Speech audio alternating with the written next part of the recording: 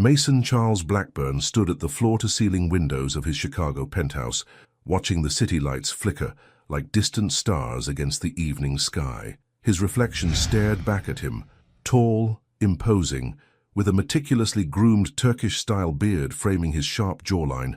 The familiar scent of Bleu de Chanel lingered in the air, a fragrance that had become his signature over the years. 1 year, 365 days of self-imposed exile in Asia, buried in spreadsheets and acquisitions, hiding from memories that refused to fade. Now, back in Chicago, the silence of his mansion felt different, heavier, more pronounced. His fingers absently traced the edge of his father's vintage watch, its worn leather strap a reminder of everything he'd lost. The sound of footsteps echoing through the marble hallway broke his reverie. His estate manager, Richard Crawford, cleared his throat softly. "Mr. Blackburn, I hope your flight was comfortable. There are some matters requiring your attention." Mason turned, his blue eyes sharp and focused. "Go ahead." "The kitchen staff." Richard hesitated, adjusting his wire-rimmed glasses. "During your absence, most of them found other positions. However, I've taken the liberty of hiring a new executive chef. She comes highly recommended from Atlanta's finest establishments." "She?" Mason's eyebrow arched slightly. "Yes, sir. Ava Wells. She starts tomorrow morning." Richard handed over a slim folder. "Her credentials are impressive. I believe she'll bring a fresh perspective to the household." Mason flipped through the papers, his expression unreadable. A new chef, another change in his carefully ordered world. "Very well. Ensure everything is prepared for her arrival." Later that night, unable to sleep, Mason found himself wandering into his kitchen. The moonlight filtered through the windows, casting silver shadows across the pristine countertops. He opened a cabinet, pulling out a bottle of aged scotch and a crystal tumbler. The liquid amber caught the light as he poured, reminding him of another night, another drink, another conversation he wished he could take back. "Come on, bro, one more round." His brother's voice echoed in his memory. "The night's still young." Mason closed his eyes, trying to shut out the sound of screeching tires that always followed that particular memory. The scotch burned down his throat, but it couldn't wash away the guilt that had become his constant companion. Dawn broke over Chicago, painting the sky in shades of pink and gold. Mason had already completed his morning workout in his private gym, the physical exertion helping to clear his mind. Dressed in a perfectly pressed charcoal grey shirt and tailored black slacks, he made his way to his home office, intending to dive into work before the household stirred to life, but the sound of soft humming stopped him in his tracks. Following the melody, he found himself back in the kitchen, and there she was, Ava Wells, completely unaware of his presence, swaying slightly as she familiarized herself with the space. Her long, straight black hair was pulled back neatly, and her amber-brown eyes seemed to dance as she explored her new domain.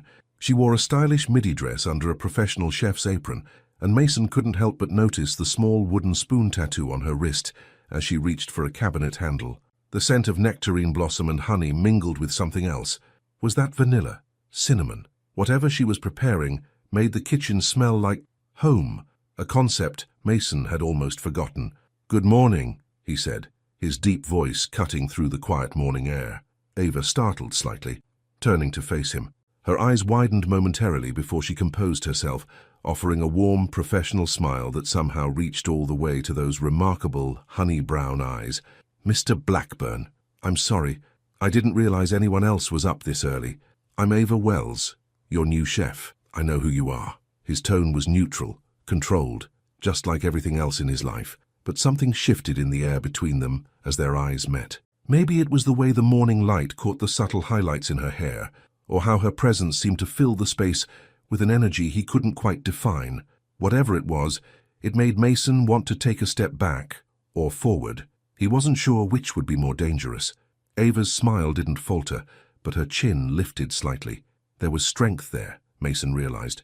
Not the brittle kind he wore like armor, but something warm and real. "I was just getting a feel for the kitchen. I hope you don't mind that I've already started prep for breakfast. I believe in starting each day with intention." Intention. The word slipped out before he could stop it. "Yes." She turned back to the counter, where Mason now noticed various ingredients laid out with precise care. "Every meal tells a story, Mr. Blackburn, even breakfast." Her hands moved with confident grace as she worked. "How would you like to be part of today's story?" The question hung in the air between them, weighted with meaning neither of them was ready to acknowledge. Mason found himself walking further into the kitchen, drawn by something he couldn't name. "What's on the menu?" His voice was quieter now, almost despite himself. Ava's eyes lit up, and for a moment, Mason forgot about spreadsheets, meetings, and the carefully constructed walls he'd built around himself. "I thought we'd start with something classic but special. Brioche French toast with bourbon maple syrup, fresh berries, and a side of herb-roasted bacon. Unless," she paused, studying his face with surprising insight, "you'd prefer something simpler." Mason almost smiled. No, that sounds.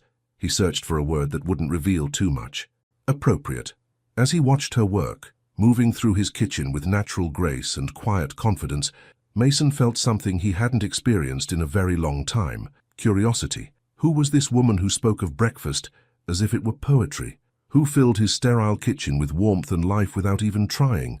And why did he suddenly feel like everything in his carefully ordered world was about to change? "Coffee?" Ava asked, already reaching for a cup as if she knew his answer. "Black," he replied, then watched in surprise as she prepared it perfectly, the exact strength he preferred, in his favorite mug that he didn't remember telling her about. Their fingers brushed as she handed him the cup, and Mason felt an unexpected jolt of awareness. Their eyes met again, and for a moment, neither of them moved. The morning sun streamed through the windows, catching the subtle golden undertones in Ava's skin, making her glow like something out of a dream Mason didn't know he was having. Then his phone buzzed in his pocket, breaking the spell. The real world crashed back in, reminding him of who he was and all the reasons he couldn't afford to feel, whatever this was. "I'll take breakfast in my office," he said abruptly, stepping back. "Thank you, Miss Wells." "Ava," she corrected softly. "My name is Ava." Mason nodded once, already turning away, but he could feel her eyes on him as he left, and the weight of her gaze followed him all the way to his office, where spreadsheets and emails awaited. Safe, predictable things that wouldn't make him question everything he thought he knew about himself. But even as he tried to focus on work, the scent of breakfast wafted through his door, carrying with it a dangerous promise of something he'd spent years convincing himself he didn't need: connection. The afternoon sun filtered through the kitchen's expansive windows, casting warm shadows across the marble countertops where Ava stood, lost in thought. Her fingers traced the edge of her wooden spoon tattoo, a habit she'd developed whenever something troubled her. And right now, that something was the enigmatic Mason Blackburn. 2 weeks had passed since their first encounter, and she still couldn't quite figure him out. He was like a perfectly plated dish with hidden layers. Each time she thought she understood the flavor, she'd catch a hint of something unexpected underneath. The sound of heels clicking against the hardwood floor announced Lena's arrival before she burst into the kitchen, her platinum blonde hair catching the light. "Honey, I'm home," she announced, dropping her vintage leather bag on a chair. "And you look like you're cooking up thoughts instead of dinner." Ava couldn't help but smile at her best friend's entrance. Lena's presence always brought color to any room, today especially in her creative mix of vintage dress and modern accessories. The scent of Daisy by Marc Jacobs trailed behind her like a signature. "I'm thinking about the menu for tonight," Ava said, but Lena's knowing look told her she wasn't fooling anyone. "And does this menu happen to involve a certain tall, brooding billionaire with eyes that could freeze Lake Michigan?" Lena hopped onto a bar stool, reaching for an apple from the fruit bowl. "Spill it, chef." Ava busied herself with chopping herbs, the rhythmic sound of her knife against the cutting board a comfortable distraction. "There's nothing to spill. He's my employer, Lena, that's all." "Right. That's why you've been creating these elaborate meals that belong in a Michelin star restaurant instead of a private kitchen." Lena bit into her apple, watching her friend carefully. "You know what I think? I think you're speaking his language, the only one he seems to understand right now." Before Ava could respond, the kitchen door swung open. Mason stood there, his imposing frame filling the doorway, the sleeves of his white shirt rolled up to his elbows. Something about seeing those strong forearms made Ava's breath catch slightly. "Ms. Moore," he nodded to Lena, then turned his attention to Ava. "I wanted to inform you that I'll be having dinner in my study tonight. I have calls with Tokyo." "Of course," Ava replied, straightening her spine. "I was planning to make coq au vin, but I can prepare something lighter if you prefer." "Coq au vin is fine." He paused, his blue eyes lingering on her face for a moment longer than necessary. "The dish you made yesterday, The risotto with wild mushrooms, it reminded me of something. Ava's heart skipped. It was the first time he'd commented on her food beyond a polite, "Thank you." "Oh, my grandmother used to make something similar." His voice softened almost imperceptibly. "She lived in Tuscany. The secret is in the mushrooms," Ava found herself saying. "I use a mix of porcini and morels and I soak them in. White wine and thyme," Mason finished, surprising both women. "I recognized the aroma." A moment of silence filled the kitchen, heavy with unspoken words. Lena looked between them, her expression knowing. "Well," Lena stood, gathering her bag. "I should head out. Those design plans won't draw themselves." "Ava, don't forget about Friday night." "Friday night?" Mason questioned, his tone casual but interested. "Just a small gathering at my new apartment," Lena explained, a mischievous glint in her eye. "Ava promised to cook. You should come, Mr. Billionaire. See what your chef can do when she's really having fun." "Lena!" Ava shot her friend a warning look, but Lena was already sashaying toward the door, leaving behind only the faint scent of her perfume and the echo of her laughter. Alone again with Mason, Ava felt the familiar tension build. It happened every time they shared space. This electric awareness that made her fingers tingle and her chest tight. "Your friend is a direct," Mason observed, moving further into the kitchen. He did that sometimes, lingered in her space under the pretense of getting coffee or checking his phone. "That's one word for it," Ava laughed softly, returning to her herbs. Lena has never met a filter she couldn't ignore. And Friday's gathering, his question hung in the air between them. Ava's hands stilled. "It's just a small housewarming party." Lena's excited about her new place. She's a brilliant interior designer, transformed a tiny studio into something magical. Mason moved closer, ostensibly to pour himself coffee. The scent of his cologne wrapped around her, making it hard to focus on the herbs she was supposedly chopping. "And what will you be cooking?" "I haven't decided yet." She looked up, finding him closer than she expected. "Why? Are you actually considering coming?" Something flickered in his eyes. "Amusement, maybe?" "Dad, would that surprise you?" "Yes," she answered honestly. "You don't seem like the type to enjoy casual gatherings." "And what type do I seem like, Ms. Wells?" His voice had dropped lower, sending a shiver down her spine. Ava turned to face him fully, suddenly aware of how the afternoon light caught the blue of his eyes, making them look almost stormy. "The type who builds walls so high that even the smell of his grandmother's risotto barely makes it through." The moment the words left her mouth, she wished she could take them back. Mason's expression shuttered, the brief warmth disappearing behind his usual mask of polite distance. "I apologize," she said quickly. "That was out of line." "No." His response surprised her. It was honest. "We don't get much of that in this house." He set down his coffee cup, unused. "Excuse me. I have calls to prepare for." Ava watched him leave, her heart pounding. Only after he was gone did she realize she'd been gripping her chef's knife so tightly her knuckles had turned white. Later that evening, as she prepared his dinner, Ava put extra care into the coq au vin. She selected the perfect wine, let it reduce slowly, made sure each vegetable was cut with precision. As she worked, she thought about the man upstairs in his study, surrounded by screens and spreadsheets, hiding from whatever ghosts kept him company in the silence. When the dish was ready, she arranged it carefully on one of the fine china plates, adding a sprig of fresh thyme as garnish. On impulse, she also included a small plate of madeleines, not part of the planned menu, but something told her he might need a taste of comfort tonight. Richard, the house manager, usually delivered Mason's meals when he ate in his study, but tonight Ava found herself carrying the tray upstairs. She told herself it was because she wanted to ensure the dish was presented properly, but deep down, she knew there was more to it. She knocked softly on his study door. "Come in," his deep voice called out. Mason sat behind his massive desk, his laptop screen casting a blue glow across his features. He looked tired, she noticed, the kind of bone-deep exhaustion that no amount of coffee could fix. "I thought you might like to try this while it's at its peak," she explained, setting down the tray. "The sauce is best when it's just finished reducing."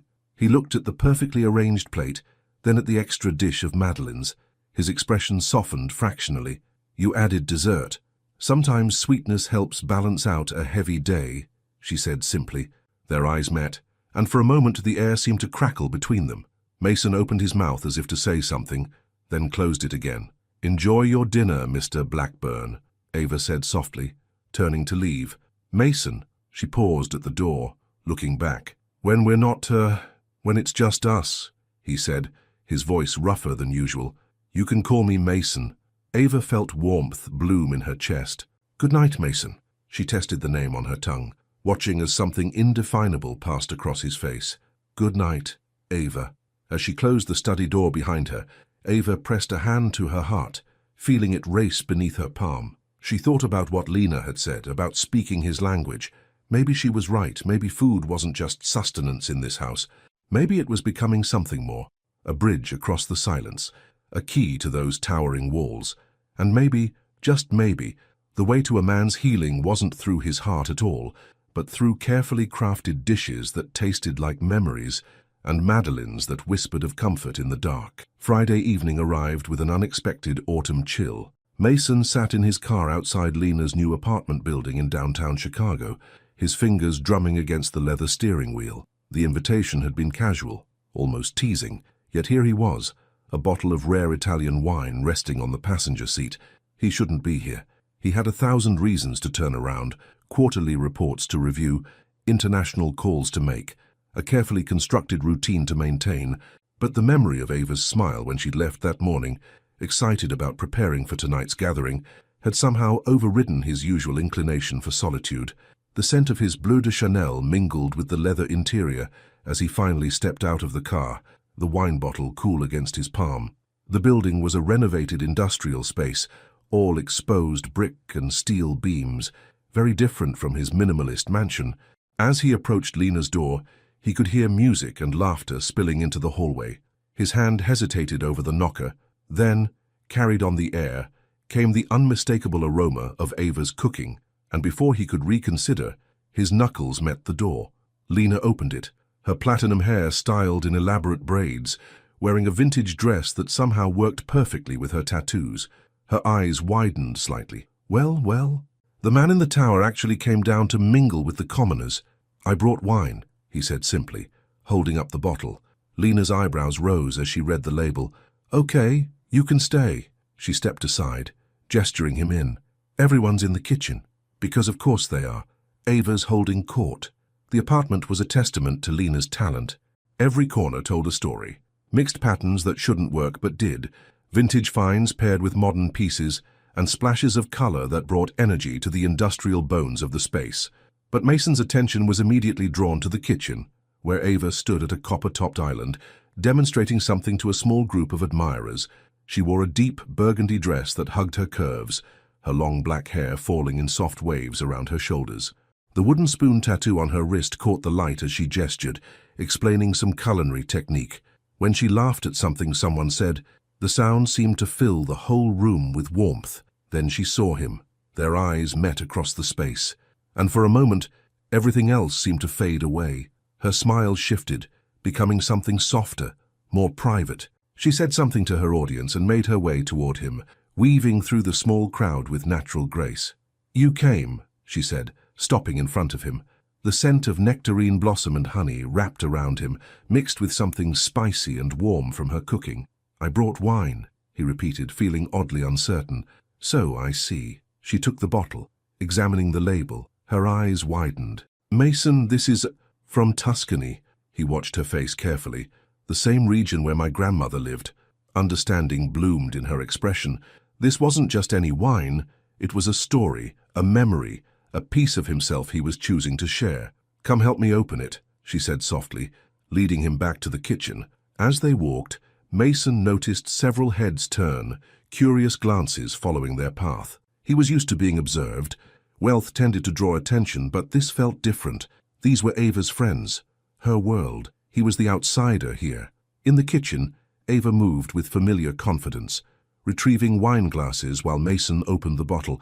Try this, she said, offering him a small plate with what looked like an elevated version of mac and cheese. It's a preview of something I'm working on. Mason took a bite and immediately closed his eyes. The flavors were complex. Sharp-aged cheddar, subtle truffle, a hint of something smoky. But underneath was pure comfort, like a warm embrace translated into food. This is, he searched for the right words. Too much. Ava bit her lower lip, watching his reaction. Perfect, he said quietly. It tastes like coming home. The vulnerability in his voice surprised them both. Before either could address it, Lena appeared, throwing an arm around Ava's shoulders. "Stop hogging the billionaire, chef," she teased. "Some of us want to hear about his mysterious year in Asia. Did you find enlightenment? Learn to meditate? Have a torrid affair with a Buddhist monk?" "Lena!" Ava's cheeks flushed, but Mason surprised them by almost smiling. "No monks, just business?" "Boring," Lena declared. "Good thing you're back now. Things are much more interesting here." She gave them both a meaningful look before drifting away to greet new arrivals. As the evening progressed, Mason found himself relaxing slightly. He stayed mostly in the kitchen, watching Ava work her magic. She moved with such joy, such purpose. Every dish she presented told a story, from the spicy Korean fried chicken, a recipe I learned from a street vendor in Atlanta, to the delicate French macarons.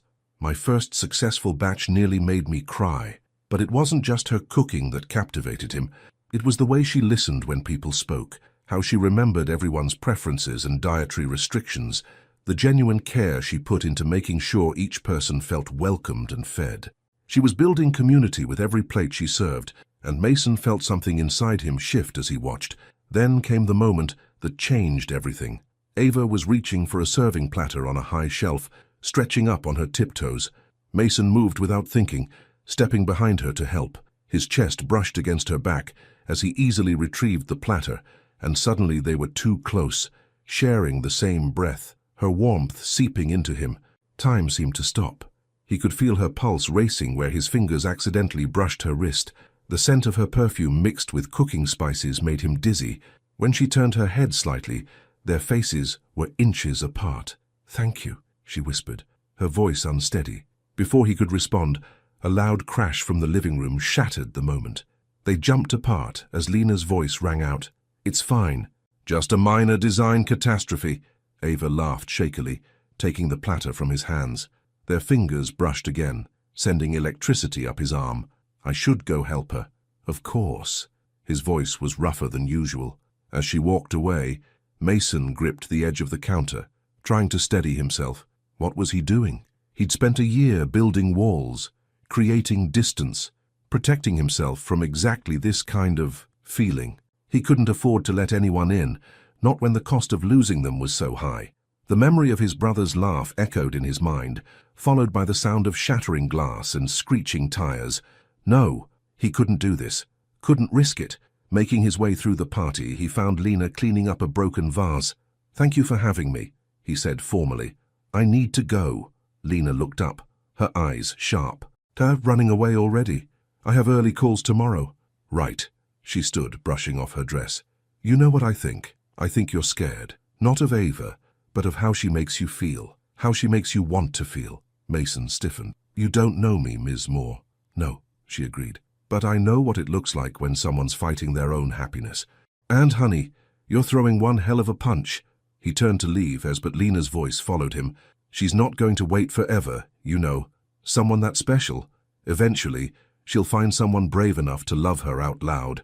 The words hit him like a physical blow. He made it to his car before allowing himself to breathe, before acknowledging the truth in Lena's warning. The thought of Ava with someone else, someone who wasn't afraid to let her in, to share meals and laughter and life with her, it felt like swallowing broken glass. As he drove home through the Chicago night, the taste of her mac and cheese lingered on his tongue. It tasted like possibility, like hope, like everything he'd been running from. And for the first time in a very long time, running didn't feel like the right answer anymore. The weekend after Lena's party passed in a haze of awkward encounters and careful avoidance. Mason buried himself in work, taking meals in his study instead of the kitchen. Ava threw herself into menu planning and recipe testing, trying not to think about the way his chest had felt pressed against her back or how his eyes had darkened when they stood so close. Monday morning arrived with a storm. Rain lashed against the windows of the mansion as Ava worked in the kitchen, the sound providing a rhythm to her movements. She was elbow-deep in bread dough when Mason appeared in the doorway, looking like he hadn't slept. "I need to discuss something with you," he said, his voice carefully neutral. Ava's hands stilled in the dough. "Of course." She tried to read his expression, but his face was a mask of professional distance. "I'm hosting a dinner party this Friday. Several important business associates will be attending." He stepped into the kitchen but maintained his distance. "I need you to prepare a menu that will impress them." "How many guests?" 12, including myself. He handed her a folder. These are their dietary restrictions and preferences. I trust you can handle this. The formality in his tone stung more than it should have. Of course, Mr. Blackburn. Two could play at this game. I'll have a proposed menu for your approval by this afternoon. Something flickered in his eyes at her use of his surname, but he merely nodded and turned to leave. Then he paused. That dish you made at Lena's party, the mac and cheese. Ava's heart skipped. Yes? Don't include anything like that. This needs to be sophisticated, professional. He didn't look at her as he spoke. No comfort food. The words hit like a slap, because that dish hadn't just been comfort food. It had been the moment he'd opened up to her, the moment he'd said it tasted like home. Now he was deliberately closing that door. Understood, she said stiffly. Will there be anything else? He left without answering, and Ava turned back to her bread dough, kneading it with more force than necessary. The rain continued to pour outside, matching her mood. Later that morning, Lena called. He's being an idiot, her friend declared without preamble. Ava switched her phone to speaker mode as she reviewed the dietary restrictions. I don't know what you're talking about. Please, Richard told me about the dinner party. Mason's doing that thing men do when they're scared, hiding behind work and formality. He's my employer, Lena. He has every right to maintain professional boundaries. Professional boundaries? Lena scoffed. Honey, the way he looked at you at my party was about as professional as a Vegas wedding chapel. Can we not? Ava sighed, rubbing her temple. I need to focus on planning this menu. Fine, but you're coming over tonight. I have wine, and you need to vent. After hanging up, Ava immersed herself in menu planning. If Mason wanted sophisticated and professional, she'd give him a meal that would make Michelin-starred chefs weep. She pulled from her experiences at Atlanta's finest restaurants, designing a menu that was technically perfect, but deliberately impersonal. No family recipes, no comfort food twists, nothing that could be interpreted as emotional. When she presented the menu to Mason that afternoon, he was on a call in his study. She placed it on his desk and turned to leave, but his hand shot out, catching her wrist. The touch sent electricity through her body. Wait, he said to her, then spoke into his phone. Jenkins, I'll call you back. He ended the call but didn't release her wrist. His thumb rested right over her wooden spoon tattoo, and she wondered if he could feel her pulse racing. Is there a problem with the menu? She asked, proud of how steady her voice remained. Mason finally let go of her wrist to pick up the paper. His eyes scanned the courses. Champagne poached oysters with pearl caviar, butter poached lobster with vanilla bean beurre blanc, beef tenderloin with black truffle demi-glace, dark chocolate soufflé with gold leaf and raspberry coulis. It's perfect, he said, but he didn't sound pleased. Exactly what I asked for, but not what you want. The words slipped out before she could stop them. Their eyes met, and for a moment, the carefully constructed walls between them wavered. What I want isn't relevant, he said quietly. Isn't it? Ava took a step closer, emboldened by frustration, because the man who came to Lena's party, who closed his eyes when he tasted my food, who told me it was like coming home, that man seemed to know exactly what he wanted. Mason stood abruptly, his chair rolling back. That was inappropriate of me. I shouldn't have attended the party. I shouldn't have...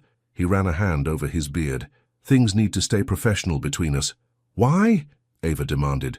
Give me one honest reason. Because people leave. The words exploded from him, echoing in the study. His hands gripped the edge of his desk. People leave or they die, or they get taken away, and I can't... He cut himself off, breathing hard.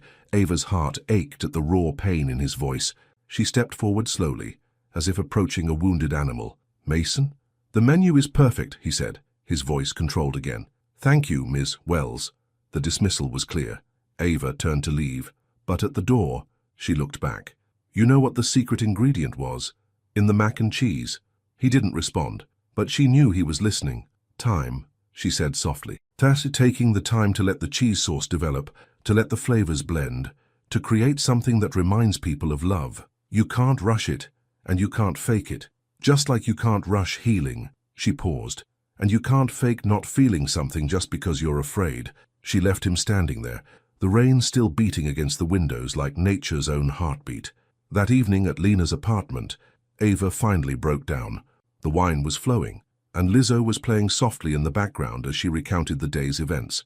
I don't understand him, she admitted. curled up on Lena's vintage couch. One moment he's there, really there, and the next he's built his walls back up twice as high. Lena topped off their glasses. Men like Mason, they're like those fancy pressure cookers, keep everything tightly sealed, perfectly controlled. But eventually pressure builds up and something has to give. And what if I don't want to wait around for that to happen? Ava traced the rim of her wine glass. I have my own dreams, my own plans. I can't put those on hold while he figures out if he's brave enough to feel something. Can't you? Lena's voice was uncharacteristically gentle. Because, honey, I've known you for years, and I've never seen you look at anyone the way you look at him, and I've definitely never seen you put so much of your heart into feeding someone. Ava thought about the dishes she'd created for Mason over the past weeks, each one a carefully crafted message she hoped he would understand. Food is my love language, she said quietly. I know. Lena squeezed her hand. And somewhere under all that expensive cologne and those designer suits, that man is starving for exactly what you're offering. Not just food, but connection, family, love. Back at the mansion later that night, Ava couldn't sleep. She made her way to the kitchen intending to bake, her usual therapy when her mind was too full. But she stopped short in the doorway. Mason sat at the kitchen island, illuminated by a single light. In front of him was a plate with what was unmistakably her mac and cheese, clearly reheated. He looked up when she entered, caught. Their eyes met in the dim light, and neither spoke. But as Ava turned to leave him to his midnight comfort food, his voice stopped her. Stay, he said softly, please. And despite everything, despite her pride and her hurt and her better judgment, she did. The kitchen was bathed in soft shadows as Ava moved to the island where Mason sat. Only the gentle hum of the refrigerator and the distant patter of rain broke the midnight silence. His plate of reheated mac and cheese sat between them like a confession. "Fa couldn't sleep?" she asked softly, sliding onto the stool across from him. Mason pushed the plate slightly toward her, a silent offering. "I kept thinking about what you said, about time and healing." His voice was different in the darkness, lower, too more vulnerable. The carefully constructed walls of daytime seemed thinner here in the quiet kitchen. Ava picked up the spare fork he'd already set out, as if he'd been hoping she'd appear. She took a small bite, letting the familiar flavors wash over her tongue. "It's different when it's reheated," she observed. "The cheese sauce gets thicker, more intense. Like memories," Mason said unexpectedly. "They change over time, become more concentrated." He ran a finger along the edge of the plate. "My brother loved mac and cheese, used to beg our cook to make it, even at formal dinners." Ava's heart stuttered. This was the first time he'd mentioned his brother directly. She stayed perfectly still, afraid any movement might break this fragile moment of openness. "The night of the accident," Mason continued, his voice barely above a whisper, "we'd been celebrating. His engagement. I was supposed to be the designated driver, but I had one glass of champagne during the toast. He insisted on driving instead.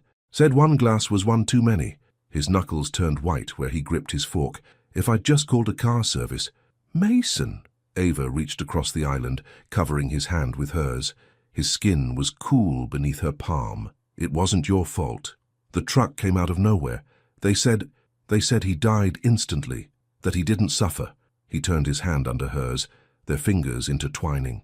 "I spent a year in Asia, trying to outrun his ghost. But he followed me there, follows me everywhere." Ava squeezed his hand gently. "What was his name?" "Daniel." Mason's thumb traced absent patterns on her skin. "He was always the better brother, warmer, more open. He would have loved your cooking, would have probably tried to steal you away to cater his wedding." A tear slipped down his cheek, catching the low light. Without thinking, Ava stood, moving around the island to his side. When she wrapped her arms around him, he stiffened for a moment before melting into her embrace, his face pressing into her stomach. She held him as his shoulders shook silently, one hand stroking his back while the other cradled his head. They stayed like that for what felt like hours, the rain outside providing a gentle soundtrack to their shared grief. Finally, Mason pulled back slightly, looking up at her with red-rimmed eyes. "So I'm sorry," he started, but Ava shook her head. "Never apologize for feeling," she said firmly. Her fingers were still running through the short hair at the nape of his neck, and she felt him shiver at her touch. "When I'm with you," he said roughly, "I feel everything. That's what terrifies me." The confession hung in the air between them, heavy with possibility. Ava's heart raced as Mason stood slowly, bringing them face to face. In the dim light, his blue eyes were dark with emotion. "Tell me to step back," he whispered, one hand coming up to cup her cheek. "Tell me this is a bad idea." Instead of answering, Ava turned her face into his palm, pressing a soft kiss to his skin. She heard his sharp intake of breath before his other arm wrapped around her waist, pulling her closer. The first brush of his lips against hers was hesitant, questioning, but when she responded, threading her fingers through his beard to draw him closer, the kiss deepened into something hungry and desperate. He tasted like her mac and cheese and something uniquely him, a flavor she knew would haunt her dreams. Suddenly, a loud crack of thunder made them jump apart. The spell broken, reality came rushing back in. They stood breathing heavily, still close enough to share air but no longer touching. "This changes everything," Mason said, his voice rough. "Maybe it needs to change." Ava straightened her shoulders. "Maybe that's not a bad thing." He stepped back, running a hand over his face. "The dinner party on Friday will be perfect," she assured him. "I can be professional when needed. And when it's not needed." His eyes held a glimmer of something that looked like hope. "Then I'll be me, and you'll be you, and we'll figure out the rest." Mason nodded slowly. "I should go try to get some sleep before dawn." But at the kitchen door, he paused. "Ava, yes. Would you make pancakes for breakfast, the way Daniel used to like them, with blueberries and too much syrup?" Her heart squeezed at the request. "Of course." After he left, Ava sat in the quiet kitchen for a long time, her fingers touching her lips where she could still feel his kiss. She knew they were standing on the edge of something profound and potentially devastating, but as she finally made her way back to her room, she realized something. The taste of possibility was worth the risk of pain. The next few days passed in a blur of preparation for the dinner party, filled with stolen glances and lingering touches. During the day, they maintained their professional distance, but something had fundamentally shifted between them. It was in the way Mason's hand would brush against hers when she handed him his morning coffee, in the way he'd appear in the kitchen just to watch her work, in the quiet conversations they shared over late-night leftovers. Lena noticed the change immediately when she stopped by to help with party preparations. Well, she said, watching Mason leave the kitchen after one such interaction. "Toast looks like someone finally pressure-cooked. It's complicated," Ava replied, focusing on her prep list. "Love always is. Honey." Lena hopped onto her usual stool. "But you're glowing, and he looks less like he's carrying the weight of the world on those expensive shoulders." "We haven't really defined anything," Ava admitted. "We're just feeling our way through. Sometimes that's better than having all the answers." Lena stole a cherry tomato from the prep station. "Just promise me one thing." "What's that?" "Don't let him retreat again. He's worth fighting for, but only if he's willing to fight too." As if on cue, Mason reappeared in the doorway. "Miss Moore," he nodded to Lena, then turned to Ava. "Could I have a moment?" Lena grabbed her bag with a knowing smile. "I know when three's a crowd. Call me later, chef." Once they were alone, Mason moved closer to Ava's workstation. "I've been thinking about the menu for Friday." "Oh," Ava's heart sank slightly. Was he having second thoughts about everything? "What if—" He hesitated, then continued. "What if we included your mac and cheese as a side dish? Elevated, of course, with the truffles and aged cheddar." Ava stared at him, understanding the significance of what he was asking. This wasn't just about a menu change. It was about being brave enough to share something real, something personal, with his business associates. "Are you sure?" Mason reached out, tucking a stray strand of hair behind her ear. "Daniel always said good food makes good business. I think it's time I started listening to him again." Ava caught his hand before he could withdraw it, pressing it against her cheek. "Then we'll make him proud."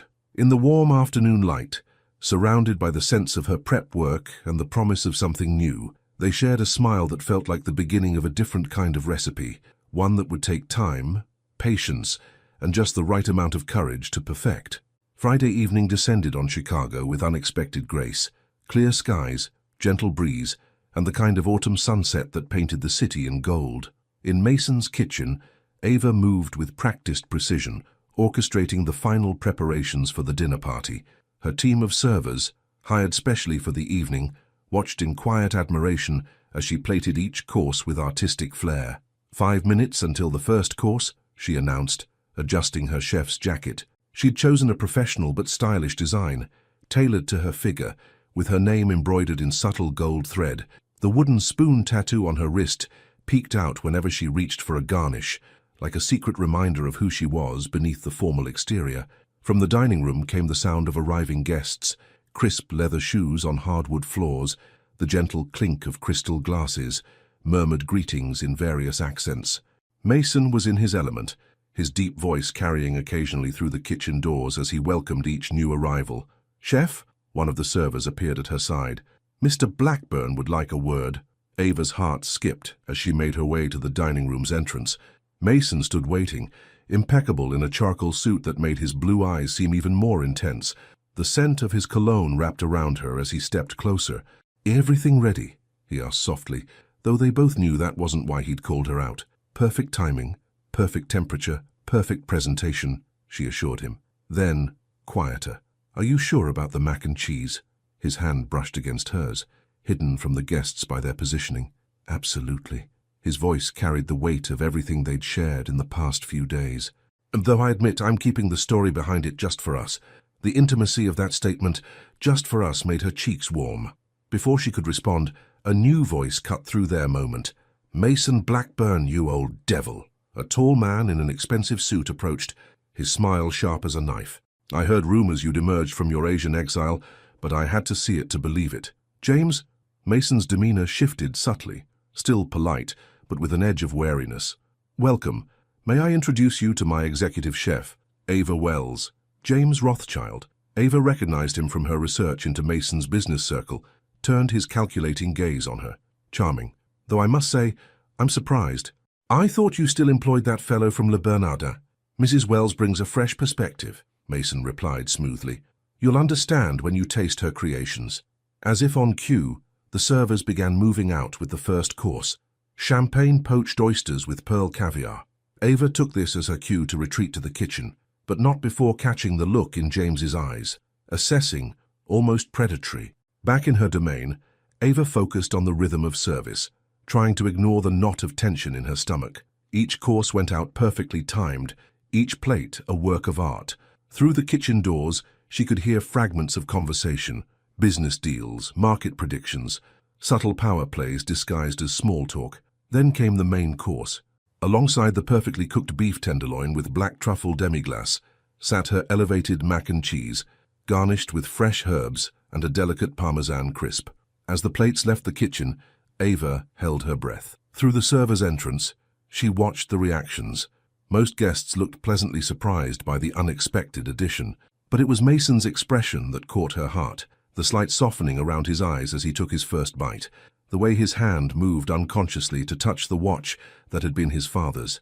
"Rather pedestrian, isn't it?" James's voice carried clearly. "Mac and cheese at a business dinner?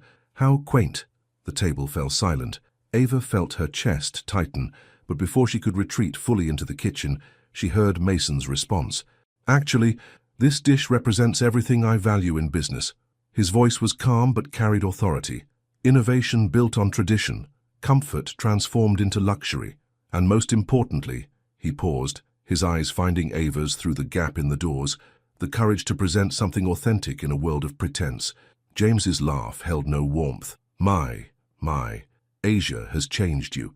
The Mason Blackburn I knew would never have allowed sentiment to influence his menu choices. Perhaps that Mason didn't understand what truly matters in life. He raised his glass. "To evolution. James, personal and professional." The tension broke as other guests raised their glasses, several making appreciative comments about the unique pairing. Ava slipped back into the kitchen, her hands shaking slightly as she began preparations for dessert. Moments later, the kitchen door swung open. Mason stood there, his expression intense. Without a word, he crossed to her workstation, took her face in his hands, and kissed her. It was brief but fierce, filled with everything he couldn't say in front of his guests. "Thank you," he whispered against her lips. "For what?" "For helping me remember who I wanted to be before I let grief turn me into someone else." The sound of approaching footsteps forced them apart. Mason straightened his tie as Ava turned back to her dessert preparations, her lips tingling. "Chef Wells?" It was James, looking somehow both charming and menacing as he entered the kitchen. "I wondered if I might have a word." Mason tensed, but Ava gave him a subtle nod. She could handle this. "Of course, Mr. Rothschild. How can I help you?" James waited until Mason reluctantly left before speaking. That was quite a performance out there. "Tell me, did you know about Mason's brother? About how Daniel used to love that particular dish?" Ava kept her expression neutral. "Mr. Blackburn values quality and innovation in his kitchen. That's all I concern myself with. Come now." James moved closer, his cologne too strong, too invasive in her space. A beautiful, talented chef, working in close quarters with one of Chicago's most eligible bachelors. "We both know what's really cooking here. The only thing cooking here is your soufflé, Mr. Rothschild." Ava met his gaze steadily, "which needs to be served at precisely the right moment. Now, if you'll excuse me." She turned away, dismissing him as clearly as if she'd shown him the door. She could feel his anger like a physical presence, but she kept working, her movements sure and precise. "You know," he said from behind her, "I have connections with every major restaurant group in the city. It would be a shame if your reputation suffered from poor choices." Before Ava could respond, another voice cut in, sharp as a chef's knife. "Is there a problem here?" Lena stood in the kitchen doorway, her platinum hair styled elegantly, wearing a designer dress that somehow still showcased her tattoos. She'd arrived exactly on time, as they'd planned, officially to help with dessert plating, unofficially to provide moral support. James recovered quickly. Not at all, just complimenting the chef on her unique choices. He retreated, but his threat lingered in the air like burnt sugar. "You okay?" Lena asked once he was gone. Ava nodded, focusing on the soufflés. "Nothing I can't handle." "Good. Because, honey, those soufflés look perfect. You look gorgeous. And Mason hasn't taken his eyes off you all night when he thinks no one's watching." Lena grabbed an apron. "Now, let's show these stuffy suits what real culinary artistry looks like." The rest of the evening passed in a blur of perfect timing and polite applause. The soufflés rose magnificently, the wine flowed freely, and business cards were exchanged with promises of future deals. Through it all, Ava felt Mason's presence like a warm current, their brief glances carrying conversations no one else could hear. As the last guest departed, James lingered at the door. "Fascinating evening, Mason. Your chef certainly made an impression." His smile didn't reach his eyes. "I look forward to seeing how this all develops." Once he was gone, Mason found Ava in the kitchen, cleaning up despite her staff's protests that they could handle it. Without speaking, he took her hand, leading her out to the garden where they'd first met. The night air was cool, carrying the scent of autumn leaves and possibility. "I'm sorry about James," he said finally. "Don't be." She squeezed his hand. "I can fight my own battles." "I know you can." He turned to face her, his expression serious. "That's one of the things He caught himself, but the unfinished word hung between them like a promise. Ava's heart raced as she stepped closer, resting her free hand over his heart. "One of these days," she said softly, "you're going to finish that sentence." Mason's other hand came up to cup her cheek. "So one of these days," he agreed, "I'll be brave enough to say everything I feel when I look at you. Until then," she smiled, "I'll keep feeding your soul and my heart," he whispered, before bringing his lips to hers in a kiss that tasted of chocolate soufflé and new beginnings.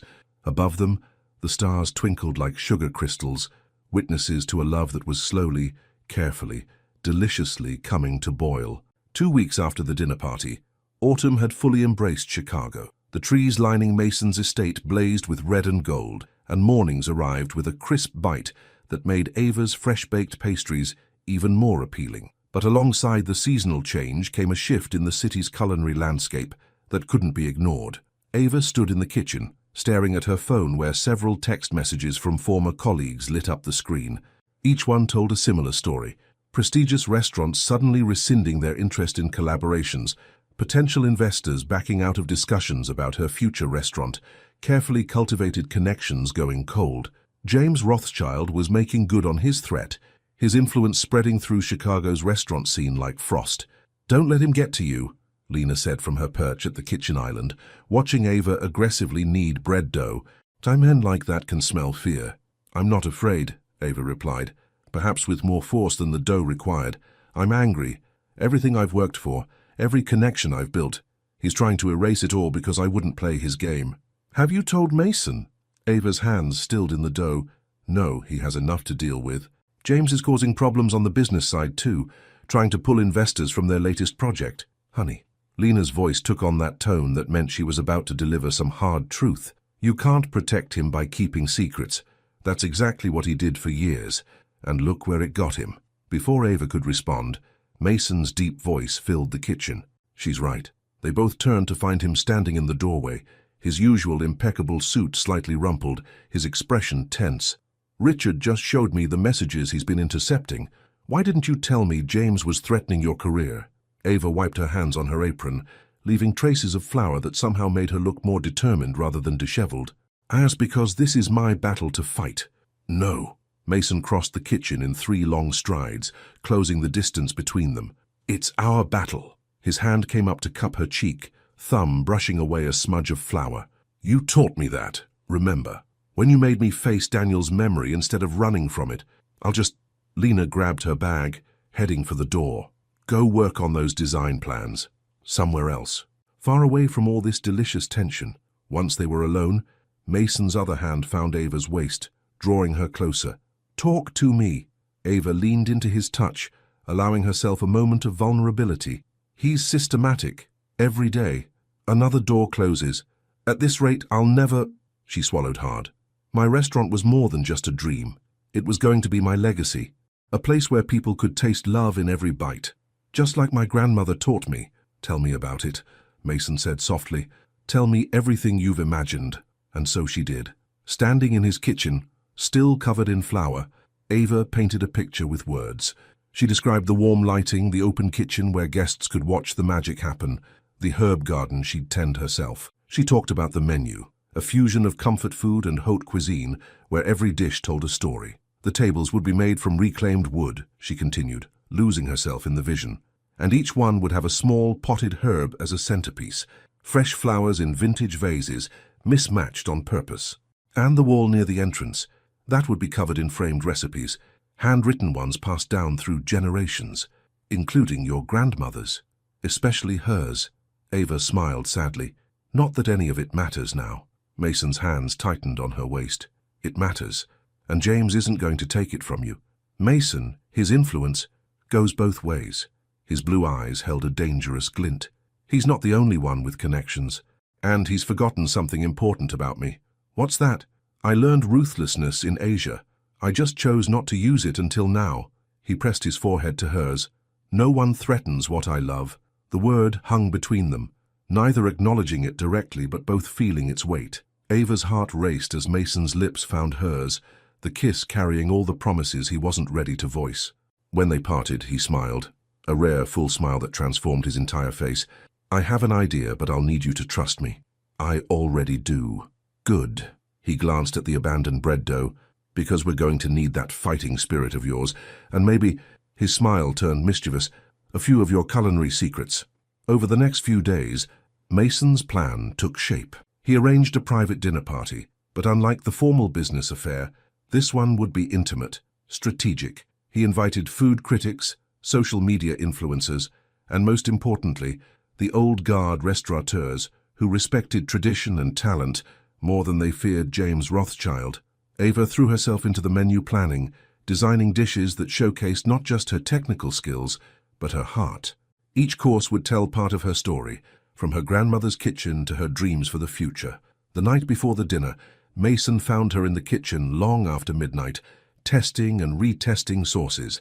He watched from the doorway as she worked, her movements graceful even in exhaustion.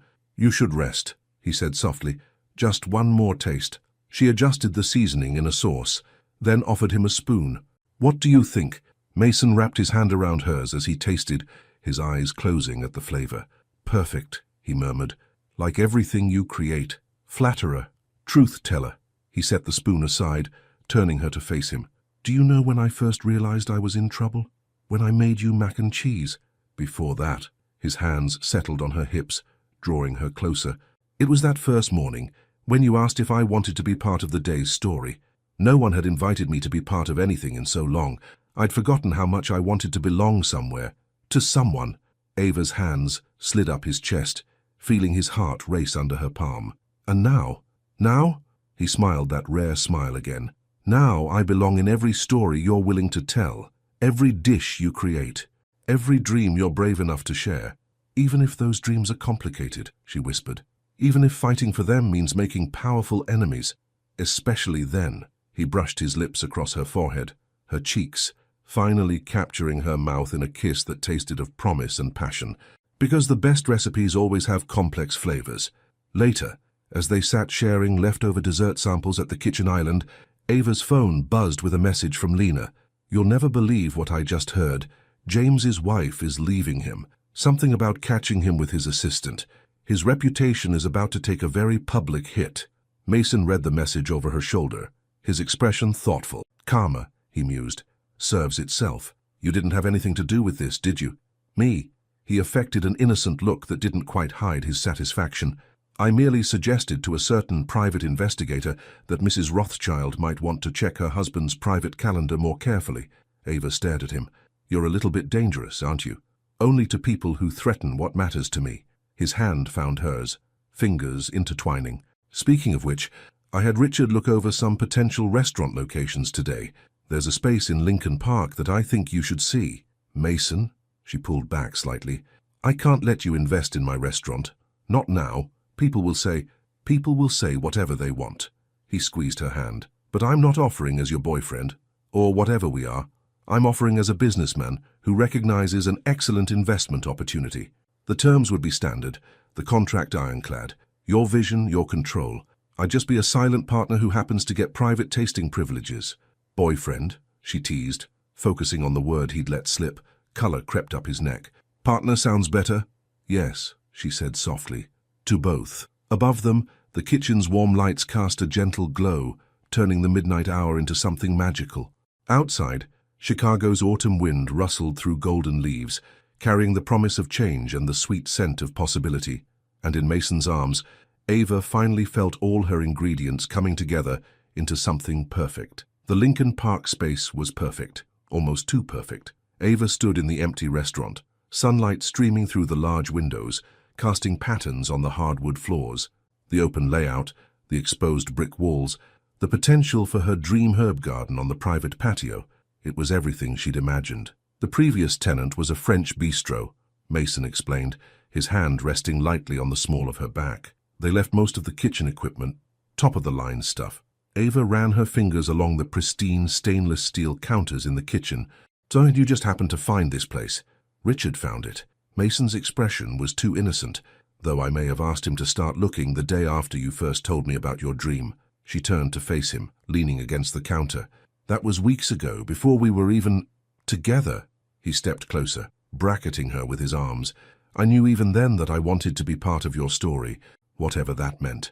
The kiss they shared tasted of possibility and morning coffee, but when they parted, Ava saw something flicker in Mason's eyes, a shadow of an old fear. "What is it?" she asked softly. "Daniel and I," he took a deep breath, "we were going to open a restaurant together, not to run it. Neither of us could cook worth a damn, but to invest, to create something together. He had the vision. I had the business sense. The accident happened 2 days before we were supposed to sign the lease." Ava's heart squeezed. "Mason, if this is too much—" "No." His voice was firm. "That's not why I'm telling you this.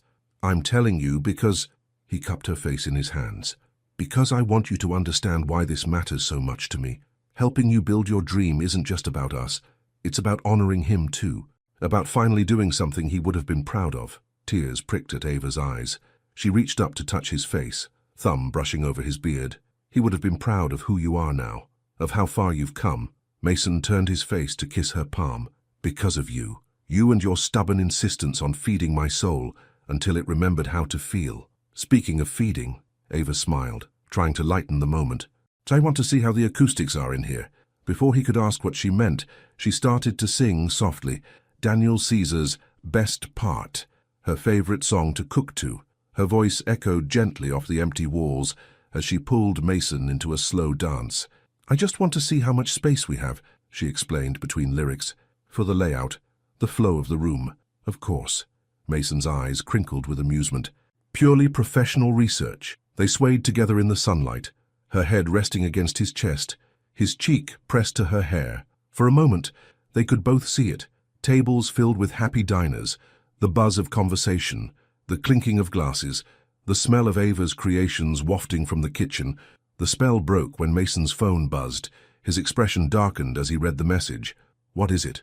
"James." Mason's jaw tightened. "He's calling an emergency board meeting, trying to block the investment in your restaurant." "Can he do that?" "He can try." Mason's voice held that dangerous edge again. "But he's forgetting something important." "What's that?" "I'm not the only one who sampled your food at that dinner party." His smile turned predatory. "And 3 of the board members have already called asking about reservations for your opening night." Ava laughed, despite her anxiety. "The restaurant doesn't even exist yet, but it will." He pulled her close again. "Trust me, always." The next few days passed in a whirlwind of activity. While Mason handled the business side, Ava threw herself into planning. She and Lena spent hours poring over design ideas, creating a mood board that captured her vision perfectly. "We'll use these vintage copper pots as light fixtures," Lena explained, pointing to her sketches. "And look at these chairs I found. Each one slightly different, but they work together perfectly." "Like family," Ava mused, thinking of her grandmother's kitchen where no 2 things matched but everything belonged. One evening, as Ava experimented with recipes in Mason's kitchen, she heard raised voices from his study. Unable to help herself, she crept closer to the door. "You're making a mistake, Mason." James's voice was cold. "Investing in your chef's little vanity project. The board won't stand for it. The board already approved it." Mason's tone was equally frigid. "And if you're so concerned about inappropriate relationships," asked James, "how's your wife enjoying her new apartment?" A sharp inhale.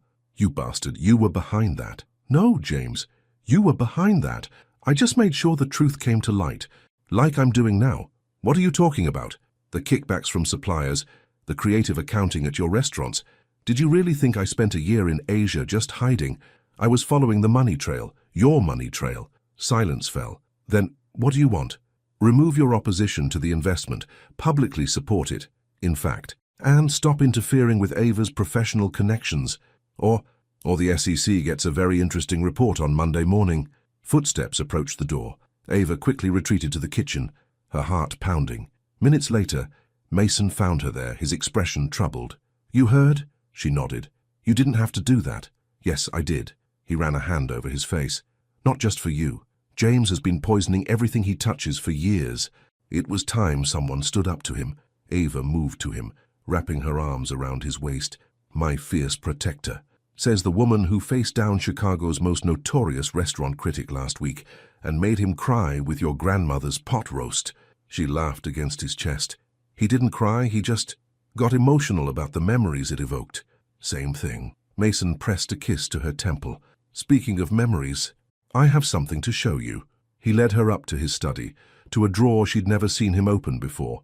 Inside was a leather-bound notebook, its pages yellow with age. "Daniel's recipe journal," he explained softly. "He couldn't cook, but he loved food, loved collecting recipes that meant something to him.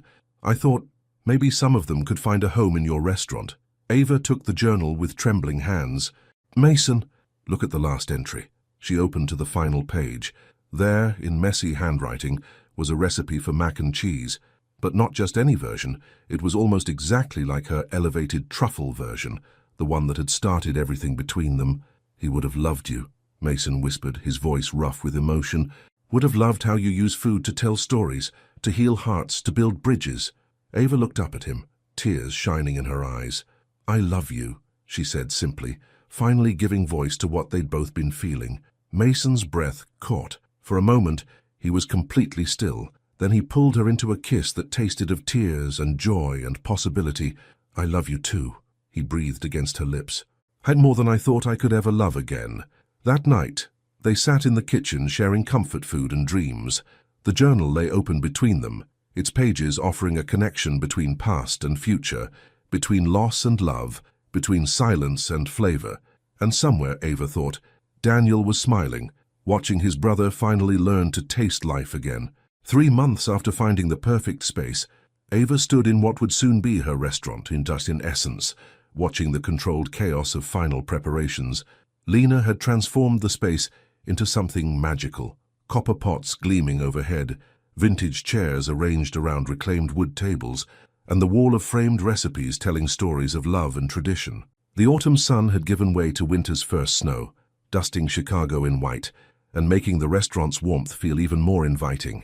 Steam rose from cups of tea as contractors finished their final touches, and the scent of fresh paint mingled with the herbs already growing in the kitchen's window boxes. "The health inspector's coming tomorrow," Lena announced, checking her tablet, "and the final equipment delivery is scheduled for Thursday. We're actually on track for the soft opening next week." Ava nodded, but her attention was caught by the centerpiece of the restaurant, a large photograph hanging above the open kitchen. It showed her grandmother's hands kneading bread dough, captured years ago in a moment of perfect love and concentration. Beside it hung a smaller frame containing a page from Daniel's recipe journal, the mac and cheese recipe that had changed everything. "Earth to chef," Lena waved her hand. "You're doing that thing again where you get lost in your head." "Sorry," Ava smiled. "It's just, sometimes I can't believe this is real." "Believe it," Lena squeezed her shoulder. "You've earned this. And not because of Mason's investment, because of every hour you've spent perfecting recipes, every setback you've overcome, every dream you refused to give up on." As if summoned by his name, Mason appeared in the doorway, snow dusting his shoulders. His eyes found Ava immediately, softening in that way that still made her heart skip. "The sign just arrived," he announced. "Want to see it?" Outside, workers were carefully uncrating a custom-made sign. The word Essence was crafted in elegant copper letters, with a small wooden spoon worked into the design, a subtle reference to Ava's tattoo. "It's perfect," she breathed, watching as it was lifted into place. Mason wrapped an arm around her waist, pulling her close against the cold. "Like everything you touch." "Okay, lovebirds," Lena interrupted. "Save the googly eyes for later. We have a million things to finish before the soft opening." But as she turned to head back inside, a sleek black car pulled up to the curb. James Rothschild stepped out, looking significantly less polished than the last time they'd seen him. "Well," he said, his smile tight, "this is quite impressive. I suppose congratulations are in order." Mason's arm tightened around Ava, but she stepped forward, her chin raised. "Thank you. Would you like a tour?" Both Mason and Lena looked at her in surprise, but Ava knew what she was doing. This was her territory now, her dream made real. She wouldn't let old fears taint it. James hesitated before nodding. That would be appropriate. Inside, Ava led him through the space, explaining her vision with quiet confidence.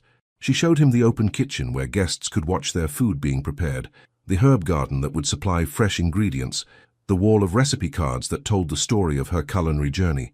"And here," she said, stopping at Daniel's framed recipe, "is where it all began." James studied the handwriting, recognition flickering in his eyes. "This is my brother's," Mason said quietly, having followed them. His last recipe entry before the accident. Something shifted in James's expression, a crack in his carefully maintained facade. "I didn't know you kept this." "There's a lot you don't know about me anymore, James." Mason's voice was steady. "Like how sometimes the best business decisions come from the heart, not the spreadsheet." James turned to Ava, really looking at her for the first time. "The mac and cheese at the dinner party. It wasn't just comfort food, was it?" "No," she replied simply. "It was a bridge, between past and present, between loss and love, between silence and flavor." A long moment passed before James spoke again. "My wife, she used to cook. Before I convinced her it wasn't sophisticated enough for our social circle." He swallowed hard. "She made this incredible lasagna. Nothing fancy, just home." "Sometimes," Ava said gently, "the simplest dishes carry the most meaning." James nodded once, sharply. Then he reached into his pocket and pulled out a business card. "My wife's number. Perhaps you could use someone with her talent for your lunch service. She's been talking about getting back into cooking." The olive branch was unexpected but clear. Ava took the card with a smile. "I'd love to meet her." After James left, Mason pulled Ava into his arms. "That was unexpected. Sometimes people just need to be reminded of what really matters," she said, thinking of how far they'd both come. "Speaking of which, I have something to show you." She led him to the private dining room where a special table sat in the corner. Built into its surface was a small brass plaque that read, "Daniel's Table, where stories begin." Mason's breath caught as he traced the letters. "Ava, every night," she explained softly, "this table will be reserved for someone who needs it. Maybe a couple celebrating their engagement, or a family reconnecting, or someone dining alone who just needs to feel at home. And each one will be served a special dish, something from his recipe journal, reimagined with love." Tears slid silently down Mason's cheeks as he pulled her close. "How do you do that?" he whispered into her hair. "Do what?" "Take broken pieces and make them into something beautiful." "The same way you love me," she replied, reaching up to wipe his tears. "With patience and courage and the willingness to try something new." Later that evening, as snow continued to fall outside, they sat at Daniel's table sharing a test run of the opening menu. Each dish was a story, some from her grandmother's kitchen, some from Daniel's journal, some created in those midnight moments when she and Mason had found each other in his kitchen. "There's something else I want to show you," Mason said, as they finished the last bite of dessert. He seemed nervous, which was unusual for him. From his pocket, he pulled out a small box. Ava's heart stopped. "It's not what you think," he said quickly. "Or rather, it's not yet what you think. It's a promise." Inside the box was a delicate charm bracelet. Already attached were 3 charms: a tiny wooden spoon, a copper pot, and what looked like... "Is that a mac and cheese noodle?" Ava laughed through happy tears. "The jeweler thought I was crazy," Mason admitted, "but I wanted it to tell our story, and there's room for more charms, for all the stories we'll create together." Ava held out her wrist, letting him fasten the bracelet. "I love you," she said, the words feeling more natural every time she spoke them. "I love you too." He kissed her softly.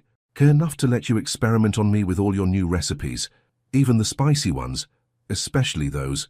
His smile turned mischievous. "You've already set my heart on fire. Might as well match it with my taste buds." Outside, Chicago glittered under its blanket of snow. Inside, surrounded by the promise of new beginnings, Ava and Mason added another chapter to their story, one flavored with trust, seasoned with love, and garnished with the kind of hope that only comes from finding your way home. Opening night at Essence arrived with a gentle snowfall that turned Chicago into a winter wonderland. Inside the restaurant, warmth radiated from every corner, copper pots glowing overhead, candles flickering on tables, herbs thriving in their window boxes despite the cold outside. Ava stood in her kitchen, breathing in the controlled chaos of final preparations. Her team moved around her with practiced precision, each person knowing their role in the carefully choreographed dance of service. The charm bracelet Mason had given her clinked softly as she made final adjustments to the first course. 5 minutes until doors open, Lena announced, looking stunning in a vintage hostess dress that somehow perfectly matched the restaurant's aesthetic, and there's already a line outside. "Any sign of panic in our chef?" Mason's voice came from behind them. He looked devastatingly handsome in a charcoal suit that he'd chosen specifically to complement the restaurant's color scheme. "Not panic," Ava replied, turning to face him. "Anticipation." His eyes softened as he took her in. The elegant chef's jacket she'd designed herself, the subtle makeup that brought out the warmth in her skin, the quiet confidence in her stance. "You look ready." "I am." She reached up to straighten his tie, letting her hand rest over his heart. "Thank you for helping me get here." "You got here yourself," he corrected gently. "I just had the privilege of watching you soar." "Okay, seriously," Lena interrupted. "Save the romance for after service. We have guests to seat." The evening began like a perfectly executed recipe. Each table filled with eager diners, their excited murmurs creating a pleasant buzz throughout the space. Critics sat incognito among regular customers, all receiving the same attentive service, the same carefully crafted dishes. From her position in the open kitchen, Ava could see it all. She watched as people closed their eyes in pleasure at first bites, as conversations flowed over shared plates, as memories were made one dish at a time. At Daniel's table, a young couple celebrated their engagement, their joy adding another layer to the story of that special corner. Mason had personally selected their complimentary champagne, and Ava had prepared Daniel's mac and cheese with truffles as a surprise course. Even James's wife Linda had come, sitting at the bar and tasting everything with the enthusiasm of someone rediscovering a lost love. She and Ava had clicked immediately during menu planning, and now she was set to start as lunch service chef the following week. Halfway through service, Ava noticed Mason slipping away toward the private dining room they'd added at the back of the restaurant. She didn't think much of it. He'd been handling various details all night, until Lena appeared at her side with a mysterious smile. "Go," her friend said, taking the plating spoon from her hand. "Your team has this under control." "But trust me," Lena's eyes twinkled. "Some moments matter more than perfect plating." Intrigued, Ava made her way to the private dining room. She stopped in the doorway, her heart catching at the sight before her. The room had been transformed. Dozens of candles cast a warm glow, and the table was set for two. But what brought tears to her eyes were the photographs on the walls, her grandmother in her kitchen, Daniel laughing at what must have been his engagement party, and newer ones of her and Mason in various moments over the past months. "I had help," Mason said softly from behind her. Lena found the photos. Linda helped with the timing. Even James contributed that picture of Daniel. "But why?" Ava turned to find Mason looking at her with such love it took her breath away. "Because this isn't just the opening of your restaurant," he said, taking her hands in his.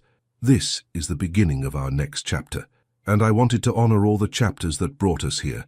He led her to the table, where two plates sat covered. "I didn't cook," he assured her quickly. "Your team prepared everything. I just chose the menu." Under the covers were two perfectly executed dishes, her grandmother's pot roast and Daniel's mac and cheese, plated with the elegance they deserved. "Our story began with food," Mason continued, his voice rough with emotion. "With you seeing past my silence to the hunger underneath, with you feeding not just my body, but my soul." He reached into his pocket. "And I hope our story continues with food and love and all the flavors life has to offer." The box he pulled out was small, but Ava knew immediately this time it wasn't for her charm bracelet. Her heart raced as he knelt beside her chair. "The first time you cooked for me, you asked if I wanted to be part of that day's story," he said softly. "Now I'm asking to be part of every story, every recipe, every moment of joy and challenge and growth. Ava Simone Wells, will you marry me?" The ring was stunning, a vintage piece featuring a rare blue diamond surrounded by smaller stones that caught the candlelight, but more beautiful than the ring was the look in Mason's eyes. Open, vulnerable, full of love and hope. "Yes," she whispered, tears falling freely now. "Yes, to every story, every recipe, every moment." The kiss they shared tasted of joy and possibility, of endings and beginnings, of all the flavors that made up their unique love. When they finally returned to the main dining room, their glow was unmistakable. Lena took one look and burst into happy tears, rushing to hug them both. The staff, already in on the surprise, broke into applause. Even the customers joined in, though most didn't know exactly what they were celebrating. At the bar, Linda raised her glass in a quiet toast. Through the window, Ava could see James standing outside in the snow, looking in at the warmth and life within. He nodded once to Mason, a gesture of respect and perhaps regret, before disappearing into the winter night. The rest of service passed in a blur of perfect dishes and happy diners. Reviews would later call it one of Chicago's most impressive openings, praising not just the food, but the heart evident in every detail. But for Ava and Mason, the real success wasn't in the critics' words. It was in the quiet moments between courses, in the way their eyes met across the busy room, in the gentle clink of her engagement ring against her charm bracelet as she plated each dish with love. Long after the last guest had left, they sat at Daniel's table sharing dessert, a new creation Ava had been working on, something that combined elements of both their stories into something uniquely their own. "What should we call it?" Mason asked, savoring another bite. Ava smiled, touching her wooden spoon charm. "How about coming home?" "Perfect," he murmured, pulling her close. "I like everything you create." Outside, snow continued to fall, dusting Chicago's streets with fresh possibilities. Inside Essence, surrounded by the warmth of their shared dream, Ava and Mason added this moment to their collection of stories, a tale of love flavored with courage, seasoned with trust, and sweetened by the knowledge that sometimes the most complex recipes yield the simplest truth. The heart, like the perfect dish, requires not just skill and patience, but the willingness to taste life in all its magnificent flavors. And in each other, they had found the most exquisite taste of all, love served with a side of forever. 1 year later, the summer sun streamed through the windows of Essence, casting a golden glow across the Sunday brunch crowd. At Daniel's table, Mason sat watching his wife move through her kitchen with graceful confidence. The light caught her engagement ring and wedding band as she plated dishes, the blue diamond sending sparkles dancing across the copper pots overhead. Essence had become more than just a successful restaurant. It was a Chicago institution. Reservations were booked months in advance, but Ava maintained her policy of keeping several tables open each night for walk-ins, believing everyone deserved a chance to taste love on a plate. The charm bracelet on her wrist had grown, each new charm marking another milestone in their story.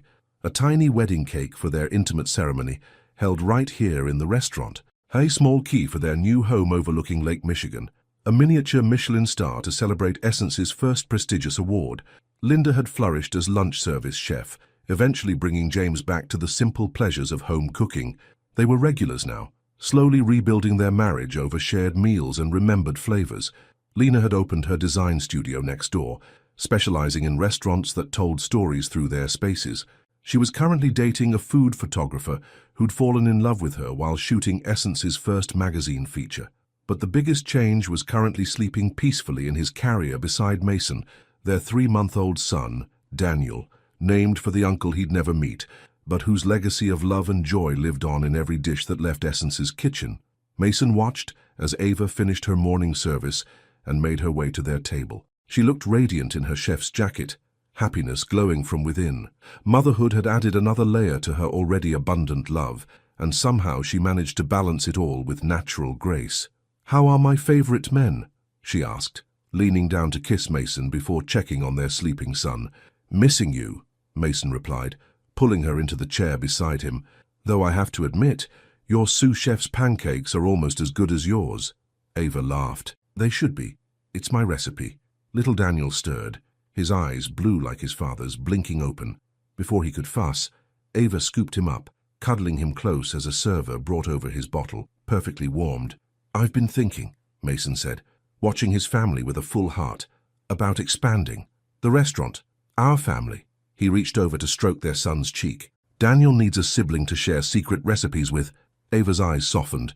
"I think that's a beautiful idea. But first," she nodded toward the kitchen, where her team was setting up for a special event. "We have a tradition to uphold. Every Sunday afternoon, Essence closed early for cooking classes. Today's was special, teaching young children from local shelters how to make simple, nutritious meals. It was their way of passing on the love of food that had brought them together." As they watched the children file in, eyes wide with excitement, Mason wrapped his arm around his wife and son. The scent of fresh herbs and possibility filled the air, and somewhere he knew Daniel was smiling, because this beautiful blend of food and family, of learning and love, of past and future, was the perfect recipe, one that would keep feeding souls for generations to come. And as Ava handed their son to him and moved to greet her eager students, Mason realized that sometimes the greatest flavors in life were the ones you never expected to taste, the ones that surprised you, challenged you, and ultimately made you whole. Their love story, like the best recipes, had required patience, courage, and the perfect blend of ingredients. But the result was something extraordinary, a feast for the heart that would never end. The end. Based on the emotional core of Between Flavors and Silences, here's an interesting question for you. What dish in your life carries the most meaningful memories? Just like Mason's connection to his brother through macaroni and cheese, or Ava's connection to her grandmother through traditional recipes, what food takes you back to a special moment or person in your life? Is it a simple comfort food that reminds you of home, a special celebratory dish, or perhaps a recipe that helped heal your heart? Your participation in the channel is very important. Please leave your opinion in the comments. Thank you so much for watching until the end. If you enjoyed this story, don't forget to subscribe to the channel, leave a like, and comment your thoughts. Your participation is very important to us. See you next time.